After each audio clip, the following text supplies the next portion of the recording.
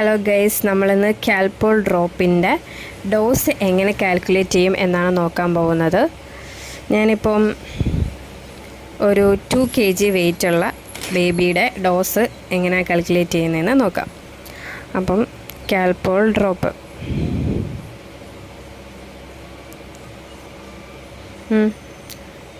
Wait എന്ന് പറയുന്നത് ഞാനിപ്പോൾ 2 kg ഉള്ള ഒരു ബേബിയാണ് നോക്കുന്നത്. അപ്പം നമ്മുടെ കാൽപോൾ ഡ്രോപ്പിൻ്റെ ഡോസ് എന്ന് പറയുന്നത് 15 mg/1 kg എങ്ങനെയാണ് നമ്മുടെ കാൽപോളിൻ്റെ ഡോസ് വരുന്നത്. അപ്പം നമുക്ക് 2 kg വെയിറ്റുള്ള ആളുടെ ഡോസ് എത്രയെന്ന് നോക്കാം.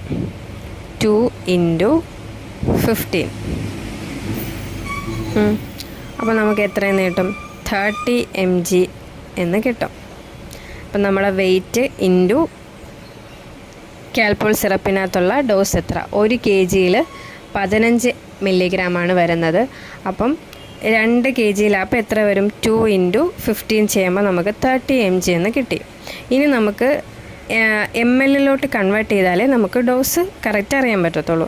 അപ്പം നമുക്ക് ml കൺവേർട്ട് ചെയ്യാം. Convert to ml. അപ്പം 1 ml എത്ര mg വരും? 100 mg ആണ് 1 ml വരുന്നത്. അപ്പോൾ നമുക്ക് 30 mgയിൽ എത്ര ml വരുമെന്ന് നോക്കാം.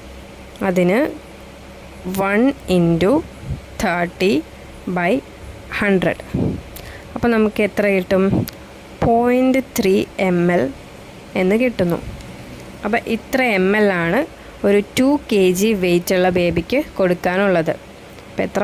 2 kg വെയിറ്റുള്ള ബേബിക്ക് 0.3 ml കാൽപോൾ ഡ്രോപ്സ് മാത്രമേ കൊടുക്കാൻ പറ്റുള്ളൂ.